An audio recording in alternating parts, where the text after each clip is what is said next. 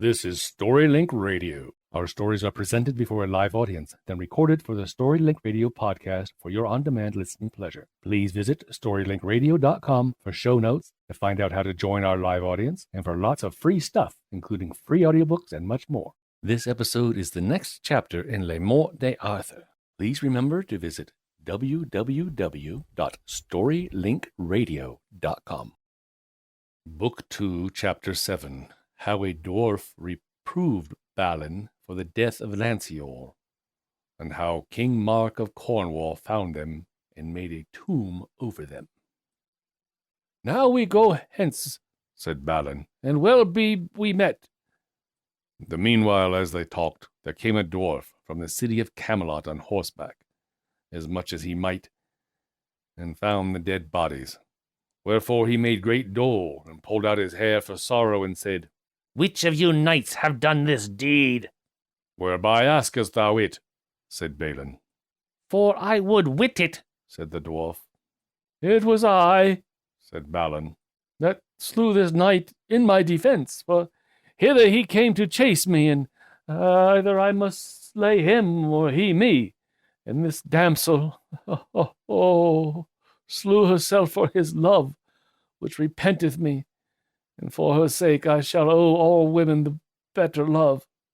"Alas," said the dwarf, "thou hast done great damage unto thyself, for this knight that is here dead was one of the most valiantest men that lived. And trust well, Balin, the kin of this knight will chase you through the world till they have slain you."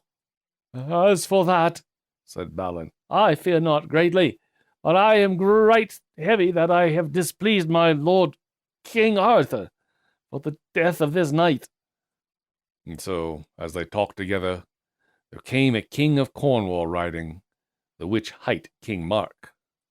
And when he saw these two bodies dead, and understood how they were dead by the two knights above said, then made the great king sorrow for the true love that was betwixt them, and said, "I will not depart till I have on this earth made a tomb."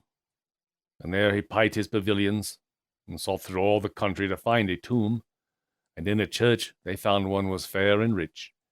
And then the king let put them both in the earth, and put the tomb upon them, and wrote the names of them both upon that tomb. "How here lieth Lancelot, the king's son of Ireland, that at his own request was slain by the hands of Balin, and how his lady, Colombe, and paramour, slew herself with her love's sword, for dole and sorrow." Check back soon for the next chapter of MORTE D'ARTHUR. Thank you for listening to StoryLink Radio. If you like what you've just heard, we hope you will subscribe to our podcast and pass along our web address, www.storylinkradio.com. Be sure to visit our website for show notes, to find out how to join our live audience, and for lots of free stuff, including free audiobooks and much more. Join us next time for another story from StoryLink Radio.